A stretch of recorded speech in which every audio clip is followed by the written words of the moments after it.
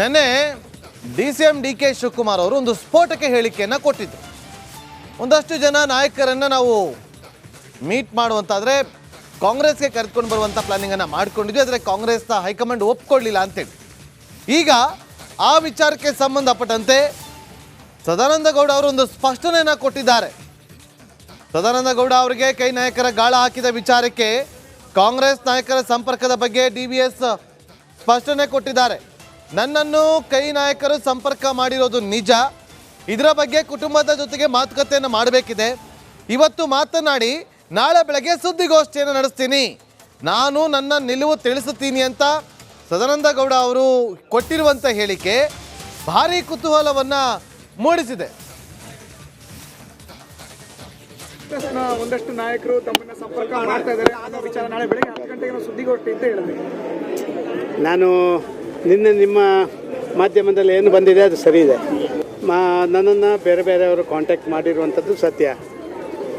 ನಮ್ಮ ಪಕ್ಷದ ಪ್ರಮುಖರು ಕೂಡ ನನ್ನಲ್ಲಿ ಬಂದುಕೊಂಡು ನನ್ನ ಜೊತೆ ಸಮಾಲೋಚನೆ ಮಾಡಿರುವಂಥದ್ದು ಕೂಡ ಅಷ್ಟೇ ಸತ್ಯ.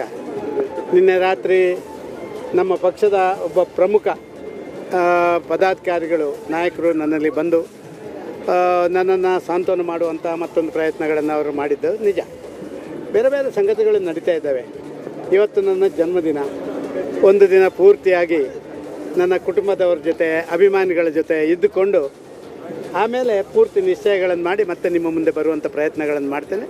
ನಾಳೆ ಎಷ್ಟೊತ್ತಿಗೆ ಅಂತ ನಿಮಗೆ ತಿಳಿಸ್ತೀನಿ. ಒಂದು ಮಾಧ್ಯಮ ಗೋಷ್ಠಿಯನ್ನು ಮಾಡುವಂಥ ಪ್ರಯತ್ನಗಳನ್ನು ಮಾಡ್ತೇವೆ.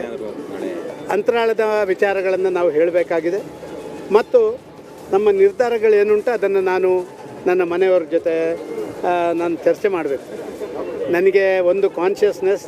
ಇನ್ನೊಂದು ಮತ್ತಷ್ಟು ಮಾಹಿತಿಯನ್ನು ಕೊಡೋದಕ್ಕೆ ನಮ್ಮ ಪೊಲಿಟಿಕಲ್ ರಿಪೋರ್ಟರ್ ಸುರೇಶ್ ಈಗ ಲೈವ್ನಲ್ಲಿ ಜಾಯ್ನ್ ಆಗಿದ್ದಾರೆ. ಸುರೇಶ್, ಸದಾನಂದ ಗೌಡರು ಕಾಂಗ್ರೆಸ್ಗೆ ಹೋಗ್ತಾರಾ ಹಾಗಾದ್ರೆ?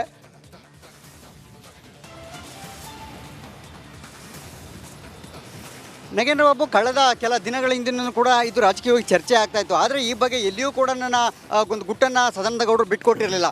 ಸದ್ಯ ಬೆಂಗಳೂರು ಉತ್ತರ ಲೋಕಸಭಾ ಕ್ಷೇತ್ರ ಏನಿದೆ, ಈ ಬೆಂಗಳೂರು ಉತ್ತರ ಲೋಕಸಭಾ ಕ್ಷೇತ್ರವನ್ನು ಗೆಲ್ಲಲೇಬೇಕು ಅಂತಕ್ಕಂಥ ಆಟಕ್ಕೆ BJP ನಾಯಕರು ಬಂದಿರತಕ್ಕಂಥದ್ದು. ಇತ್ತ ಈ ಬಾರಿ ಹೇಗಾದರೂ ಮಾಡಿ BJPಯ ಭದ್ರಕೋಟೆಯನ್ನು ವಶಪಡಿಸ್ಕೊಳ್ಬೇಕು ಅಂತಕ್ಕಂಥ ಸ್ಟ್ರಾಟಜಿಯಲ್ಲಿ ಕಾಂಗ್ರೆಸ್ ನಾಯಕರು ಇರ್ತಕ್ಕಂಥದ್ದು.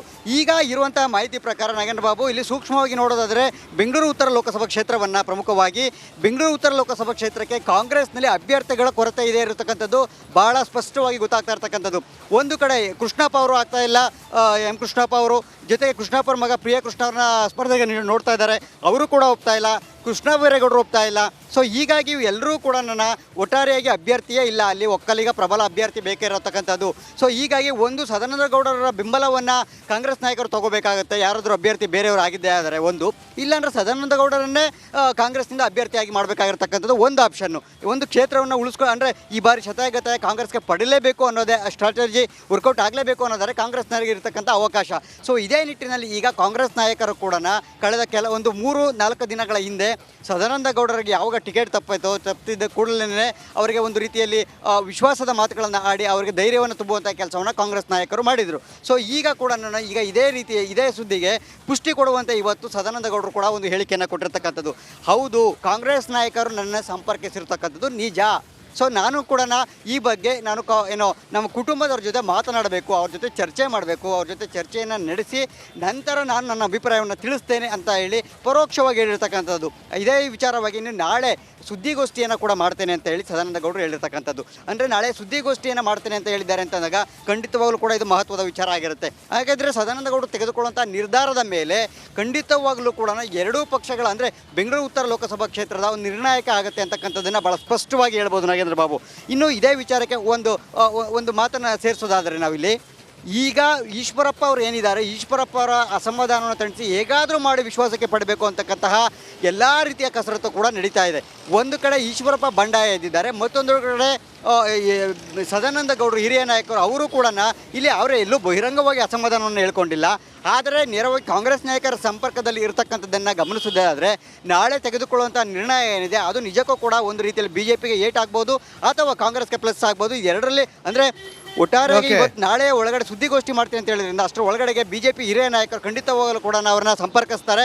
ಸಂಪರ್ಕಿಸಿದ್ರೊಳಗಡೆ ಅಂದರೆ ನಾಳೆ ಒಳಗಡೆ ಯಾವ ನಿರ್ಧಾರವನ್ನು ತೆಗೆದುಕೊಳ್ತಾರೆ ನಾಳೆ ಸುದ್ದಿಗೋಷ್ಠಿಯಲ್ಲಿ ಪಕ್ಷ ಸೇರ್ಪಡೆ ಆಗಂತ ವಿಚಾರವನ್ನು ಹೇಳ್ತಾರಾ ಅಥವಾ ಕಾಂಗ್ರೆಸ್ನಾಗ ಸಂಪರ್ಕಿಸಿದ್ರ ಬಗ್ಗೆ ಬ್ಯಾಲೆನ್ಸಿಗಾಗಿ ಮಾತಾಡ್ತಾರೆ? ಇದೆಲ್ಲವೂ ಕೂಡ ಭಾಳ ಕುತೂಹಲ ಇರತಕ್ಕಂಥದ್ದು ನಾಗೇಂದ್ರ ಬಾಬು. ಒಟ್ಟಾರೆಯಾಗಿ ಸದಾನಂದ ಗೌಡರ ಎಲ್ಲ ರೀತಿಯ ಈ ಒಂದು ಹೇಳಿಕೆಗಳು ಏನಿದೆ, ಪರೋಕ್ಷ ಹೇಳಿಕೆಗಳು, ಇದೆಲ್ಲದಕ್ಕೂ ಕೂಡ ನಾಳೆವರೆಗೂ ಕಾದು ನೋಡಬೇಕಾಗಿರೋದೇ ಉತ್ತಮ ಅಂತಕ್ಕಂಥದ್ದು Nagendra Babu. Okay, thank you Suresh ನಿಮ್ಮೆಲ್ಲ ಮಾಹಿತಿಗಾಗಿ.